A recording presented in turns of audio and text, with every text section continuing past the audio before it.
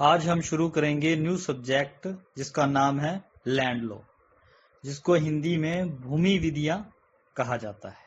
ठीक है, जो लैंड लॉ सब्जेक्ट है इसके अंदर 3 एक्ट आते हैं, जिसके अंदर पहला है दी राजस्थान टेनेंसी एक्ट 1955। ठीक है, और दूसरा राजस्थान लैंड रेवेन्यू एक्ट 1956, और जो तीसरा है वो है राजस्थान रेंट कंट्रोल एक्ट 2001। ठीक है, इन तीनों एक्ट्स में से इस सब्जेक्ट के अंदर क्वेश्चन आते हैं। ठीक है, तीनों एक्ट को मिलाकर, ठीक है, तीनों एक्टों को मिलाकर सवाल पूछे जाते हैं। ठीक है, उनमें से जो पहला पढ़ेंगे वो है राजस्थान रेंट कंट्रोल एक्ट 2001। ठीक है, बी क्वेश्चन आ जाता है बी जो राजस्थान रेंट कंट्रोल एक्ट 2001 है, इसको पारित किए जाने के पीछे मुख्य कारण क्या थे। ठीक है, इसको पारित क्यों किया गया, और जो पुराना एक्ट था 1950 रेंट कंट्रोल एक्ट,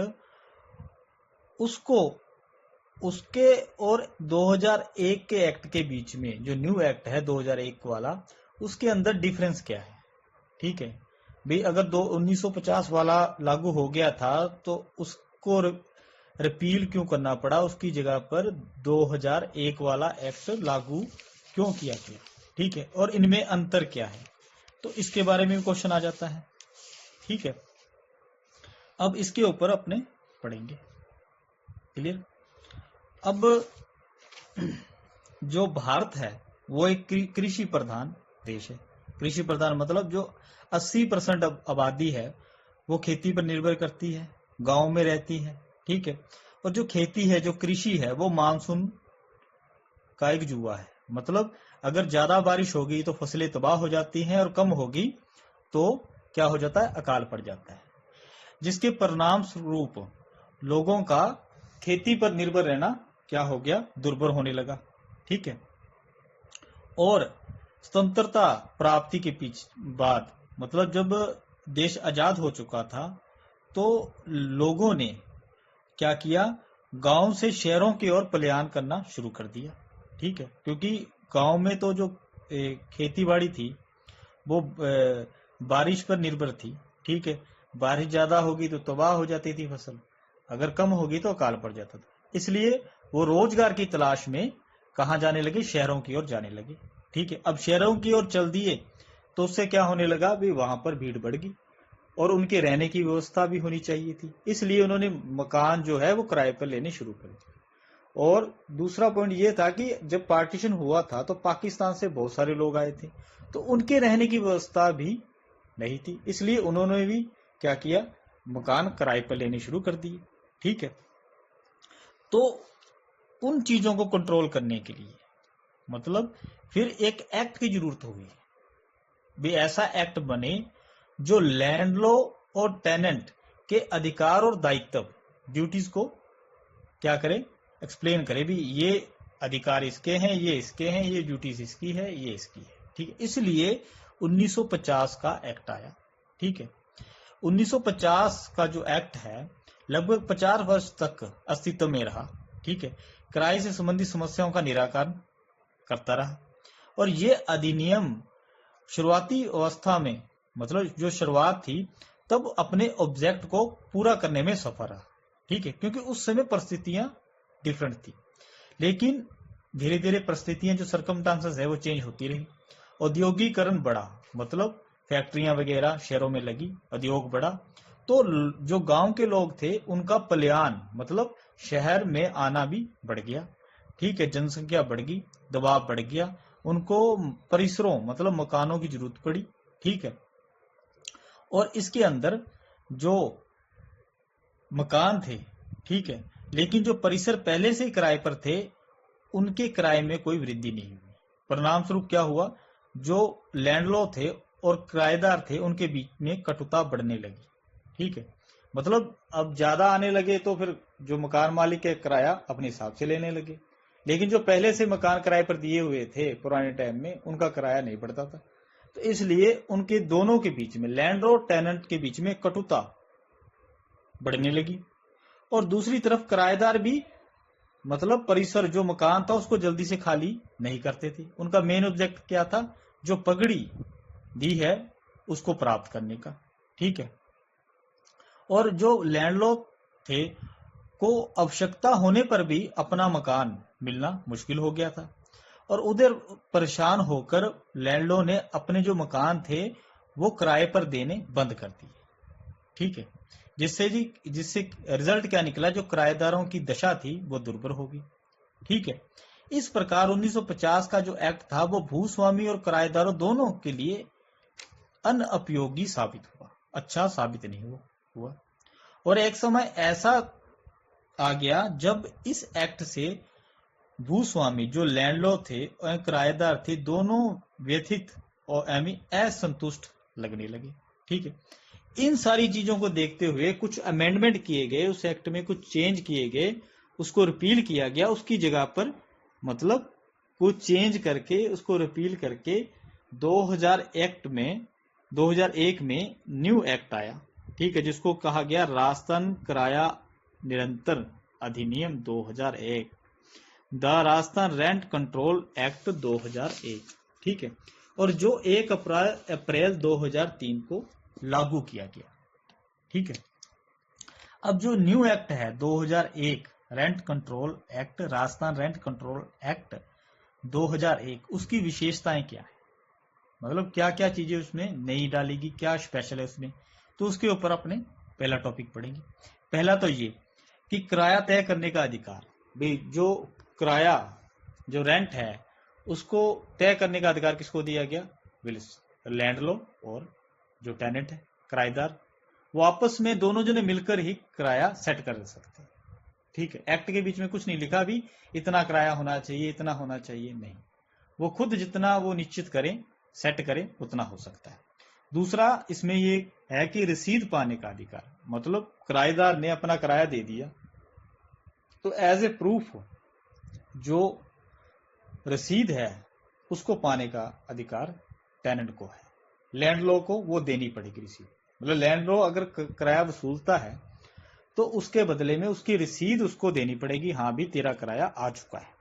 तीसरा पॉइंट यह है कि किराए की संदाय करने की रीतियां, मतलब पेमेंट करने के तरीके क्या है इस एक्ट के अंदर। भाई पहले तो कैश ही होता था। ठीक है। अब क्या कैसे हो सकता है? भी कैश भी हो सकता है, बाय चेक भी आप कर सकते हो, मनी ऑर्डर भी भेज सकते हो। किसको? लैंडलॉर्ड को। और जो लैंडलॉर्ड है उसके बैंक खाते में आप जमा करवा सकते हो। ठीक है।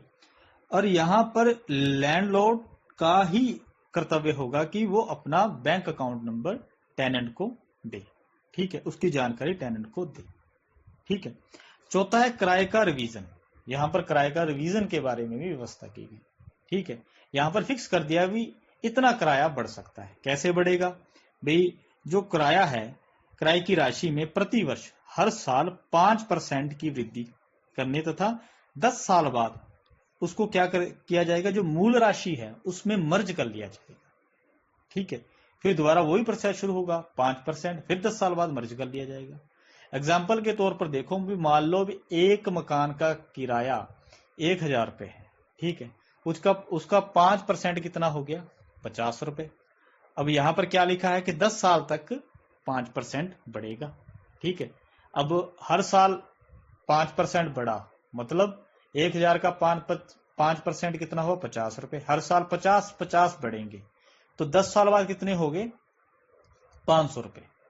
ठीक है। 1500 रुपए किराया हो गया। ठीक है। लेकिन बढ़ कितने रहे हैं? 50 ही बढ़ रहे। अब 10 साल बाद वो सबका टोटल लग जाएगा। मतलब जो 5 साल का किराया बढ़ा है उसको मर्ज कर लिया जाएगा मूल जो राशि है उसमें। ठीक है। जैसे मूल राशि कितनी थी?